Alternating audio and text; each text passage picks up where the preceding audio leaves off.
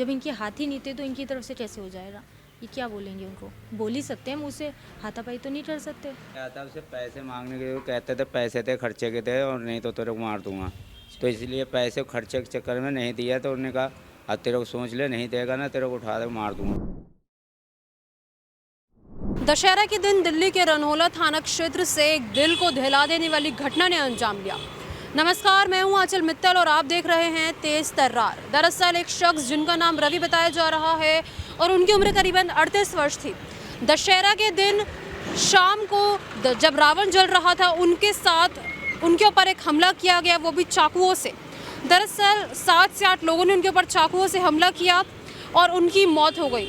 इस वक्त उनका पूरा परिवार हमारे साथ मौजूद है। एक बार उनके साथ जुड़ेंगे और उनसे जानेंगे कि आखिरकार क्या कुछ था पूरा मामला, किस वजह से उनके ऊपर ये हमला किया गया। इसी के साथ मैं आपको बता दूं कि रवि जो है एक विकलांग है। जी हाँ, उनके दोनों हाथ नहीं थे, लेकिन फिर भी अपराधियों ने उनके ऊपर चाकुओं से ताबड़तोड़ हमला किया। एक बार उनके परिवार के साथ जुड़ते हैं और जानते हैं कि क्या था पूरा मामला। जी मैम, आपका नाम? सिल्की। अच्छा, क्या कुछ हुआ था, किस वजह से आपके पति के ऊपर हमला हुआ? मैम वो बाहर गए थे और रावण बच्चे बना रहे थे तो वो वहीं पे देखने गए थे और थोड़ी देर बाद मतलब मुझे पता चला, मतलब मैं उनके साथ ही थी, कुछ दूरी पे खड़ी थी मैं उनके, और वो थोड़ा आगे थे और उसके बाद उन्होंने किसी ने आके उन पर हमला किया और वो बहुत तेज़ से भाग गए। जितनी देर में मैं उनके पास पहुँची तो वो नीचे ज़मीन में गिरे हुए थे। जिन लोगों ने हमला किया है कौन थे वो लोग?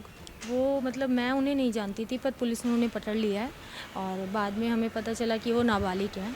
उनमें से एक नाबालिग है और एक अरेस्ट है उनके पास, और बाकी जिन्होंने प्लानिंग किया उनके बारे में अभी कुछ नहीं बताया। कारण क्या था अटैक का? आपके पति की किसी से कोई दुश्मनी थी, कुछ भी कभी कोई कहा सुनी हुई हो? झगड़े होते रहते थे, पर क्या हुआ पूरी तरह से अभी लड़ाई झगड़े मतलब किस बात से? अब ये तो इतना तो क्लियर मुझे भी नहीं पता, क्योंकि वो बाहर क्या करते थे इतना। अच्छा, क्या काम था उनका? वो ऑटो चलवाते थे, ऑटो चलवाने का काम? वो हैंडीकैप थे ना। अच्छा। हाँ, उनके दोनों हाथ नहीं थे तो ड्राइवर ऑटो चलाते थे। अभी तक जो 2 नाबालिग हैं उनमें से एक पकड़ा गया है? नहीं, दोनों ही पकड़े गए हैं, एक बंद कर दिया और एक थाने में है अभी। हाँ, तो अभी तक क्या कुछ आप लोगों की मांग है? अभी तक मुझे नहीं लग रहा कि कोई कार्रवाई की जा रही है सही से, और न्यूज़पेपर में जो आई है उसमें भी इनकी गलती बताई जा रही है कि इन्होंने पहले उन्हें परेशान किया इसलिए वो उन्होंने हमला किया है, और ऐसा कुछ नहीं है। हम उनको पहली बार देखा मैंने उनको, ये चीज़ें आ रही हैं सामने।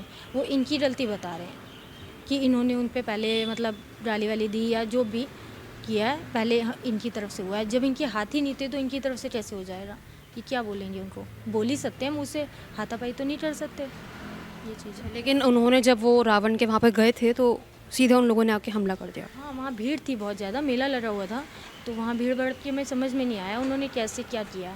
और जितनी देर में मैं वहाँ पहुँची हूँ, मतलब कुछ ही दूरी पे खड़ी थी मैं उनसे, जैसे ही मैं पहुँची वो भाग गए हैं और मैंने जाके उनको संभाला है और फिर मैं उनको हॉस्पिटल लेके गई हूँ। ये मेरे जेठ हैं तो मैं इनको बुला के फटाफट, ये सामने ही खड़े थे मंदिर में, तो मैंने इनको बुलाया अपने पास और फिर हम उनको ऑटो में डाल के हॉस्पिटल ले गए। मैं ये जानना चाहूँगी कि जैसे कि इन्होंने बताया कि पहले से प्लानिंग थी, तो पहले मतलब जैसे आपने बताया छोटी मोटी लड़ाइयाँ चलती थी, तो किस तरीके की छोटी मोटी लड़ाई थी? वो कुछ काम को लेकर थी, कैसे? क्या था उसे पैसे मांगने के वो कहते थे पैसे थे खर्चे के थे और नहीं तो तेरे को मार दूंगा।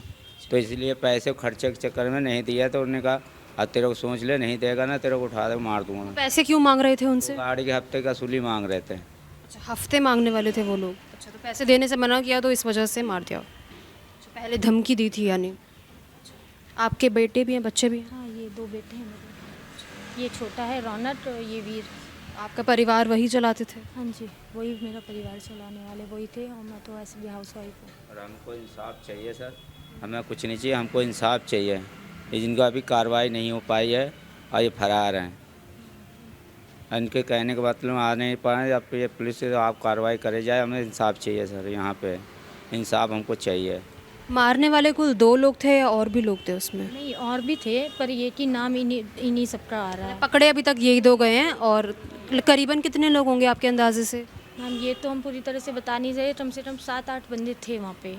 7-8 बंदे थे? सही से नहीं बता सकते, 7-8 तो थे। उनमें से 2 अभी तक पकड़े गए हैं, बाकी फरार हैं? तो देखिए, इस पूरे मामले को लेकर रवि की पत्नी और उनके भाई से हमने बात करी, जिन्होंने में बताया कि किस तरीके से उनके ऊपर ये हमला किया गया था। 7 से 8 लोग वहाँ पर मौजूद थे जिन्होंने चाकुओं से ताबड़तोड़ रवि पर हमला कर दिया। हालांकि ये दिल्ली में दशहरा के दिन होने वाला पहला मामला नहीं था। ऐसा ही एक मामला दिल्ली के तिमारपुर में भी घटित हुआ था, जब सेम ये पूरी घटना घटित हुई थी। वहाँ पर भी उतने ही लोग थे, लेकिन इस पूरे मामले में मैं आपको बता दूं कि अभी तक सिर्फ 2 लोग जो है पुलिस के पकड़ में आए हैं, उनमें से एक नाबालिग बताया जा रहा है। अब आखिरकार पुलिस उन लोगों को कब तक पकड़ेगी, ये भी एक बड़ा सवाल है। लेकिन जिस तरीके से जिस बात को लेकर रवि पर हमला किया गया वो काफ़ी ज़्यादा चौंका देने वाली है। वो कुछ लोग गुंडे थे जिन्होंने पैसों की लेन देन को लेकर रवि के ऊपर हमला किया। अब परिवार की यही मांग है कि उन्हें इंसाफ मिले, क्योंकि रवि के 2 बच्चे हैं, उनकी एक पत्नी थी जो कि अब जिन्हें काफ़ी ज़्यादा ज़रूरत है कि कुछ उनकी मदद हो जाए, क्योंकि रवि जो था अकेला था अपने परिवार में कमाने वाला। अब देखना ये होगा कि आखिरकार पुलिस उन सभी अपराधियों को कब तक पकड़ती है, कब तक उन्हें सज़ा मिलती है। अब आपकी इस पूरे मामले को लेकर क्या कुछ राय है, हमारे साथ कमेंट बॉक्स में ज़रूर दें। कैमरा पर्सन अवनीश राणा के साथ मैं आंचल मित्तल। अगर आपको हमारी ये वीडियो पसंद आई हो तो इसे लाइक एंड शेयर करना बिल्कुल न भूलें। इसके साथ ही हमारे चैनल को ज़रूर सब्सक्राइब करें और हाँ, बेल आइकन भी ज़रूर दबाएं ताकि दिल्ली से जुड़ी तमाम खबरों की नोटिफिकेशन सबसे पहले